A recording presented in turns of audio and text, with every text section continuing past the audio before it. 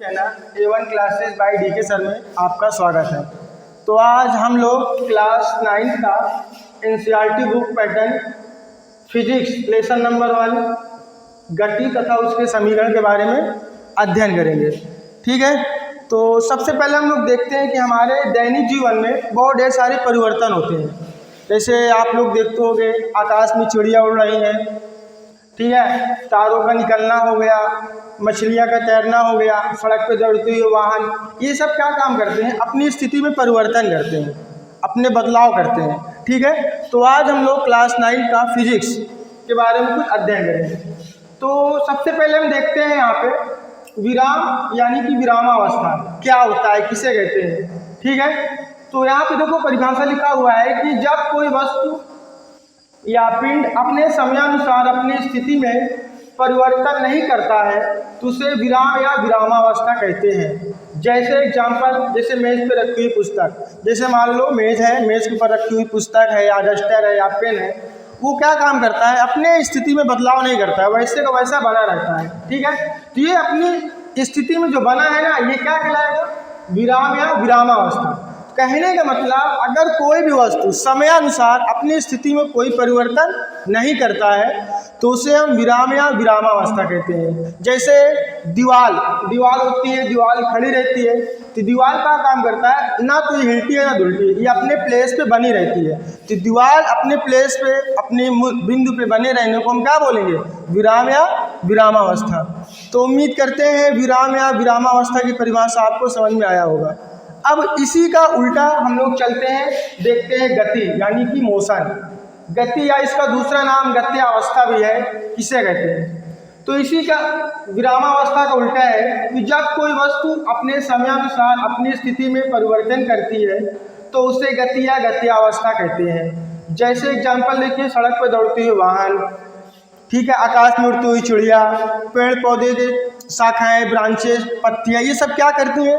हिलती हैं। तो जब हिलने को क्या बोलेंगे? गति करना यानी कि मोशन। ठीक है, तो यहाँ पे आपको समझ में आया होगा गति क्या होता है, विरामावस्था क्या होता है। तो इसकी परिभाषा आप लोग लिख सकते हैं कि जब कोई वस्तु अपने समयानुसार अपनी स्थिति में परिवर्तन करती है तो उसे गति या गत्यावस्था कहते हैं। और इसके बहुत ढेर सारे एग्जाम्पल आप लोग लिख सकते हैं, जैसे सड़क पे दौड़ते हुए वाहन हो गया, आकाश में उड़ती हुई चिड़िया हो गई। ठीक है, ये इसके एग्जाम्पल है। अब इसके बाद हम आगे देखते हैं गति के प्रकार, टाइप्स ऑफ मोशन। गति कितने प्रकार के होते हैं? तो ये क्लास 9 के हिसाब से टाइप्स ऑफ मोशन है। तो पहला है आपका सरल रेखी या ऋजुरेखी गति, इसको इंग्लिश में लीनियर मोशन कहते हैं। दूसरा है वृत्तीय गति यानी कि सर्कुलर मोशन। तीसरा है दोलन गति, ऑसिलेटरी मोशन।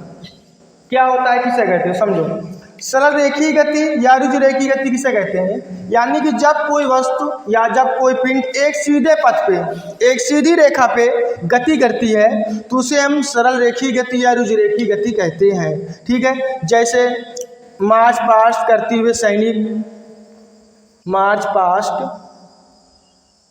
करते हुए सैनिक,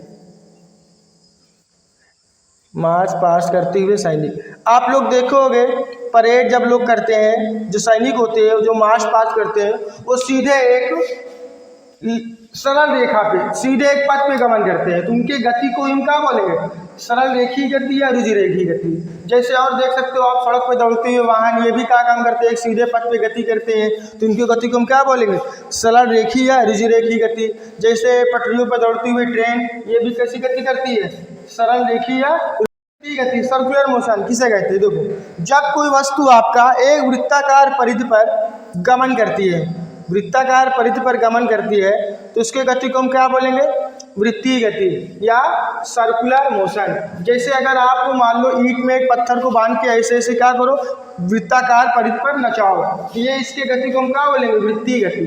तो वृत्तीय गति किसे कहते हैं? तो बोलेंगे जब कोई वस्तु वृत्ताकार परिधि पर गमन करती है तो उसके गति को हम क्या बोलेंगे? वृत्तीय गति, सर्कुलर मोशन। देखो, इसी के अंतर्गत एक आपका आता है घूर्णन गति। घूर्णन गति, देखो घूर्णन गति किसे कहते हैं? वृत्तीय गति के अंतर्गत आता है। देखो, घूर्णन गति किसे कहते हैं? जब कोई वस्तु अपने अक्ष के परितः, मतलब एक बिंदु पे स्थिर होकर के अपने अक्ष के परितः चारों ओर घूमती है, उसके गति को हम क्या बोलेंगे? घूर्णन गति। ठीक है। जैसे आप देखोगे चाक जो होता है कुम्हार का चाक क्या काम करता है, एक अक्ष पे, ठीक है, स्थिर होकर के चारों तरफ घूमती है, तो उसकी गति हम क्या बोलेंगे, घूर्णन गति। जैसे लट्टू ले लो, लट्टू भी क्या काम करता है, अपने एक अक्ष पे चारों तरफ क्या करता है, गोल गोल घूमता है, तो उसके गति को हम क्या बोलेंगे, वृत्तीय गति, सर्कुलर मोशन, ठीक है।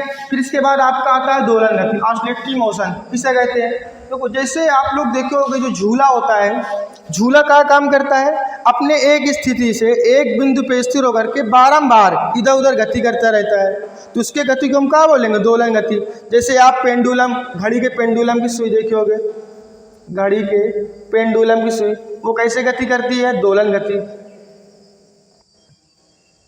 पेंडुलम, जो घड़ी के पेंडुलम होती है वो अपने एक स्थिति से बारंबार इधर उधर क्या करती रहती है, गति करती रहती है, तो इसके गति को हम क्या बोलेंगे, दोलन गति। तो आप इसकी परिभाषा लिख सकते हो कि जब कोई वस्तु एक अपने साम्य स्थिति से बारंबार इधर उधर गति करती रहती है तो उसकी गति को हम क्या बोलेंगे, दोलन गति। तो उम्मीद करते हैं आप लोग को समझ में आया होगा। अब इसके आगे पार्ट 2 अगले नेक्स्ट वीडियो में रहेगा। ठीक है, थैंक्स।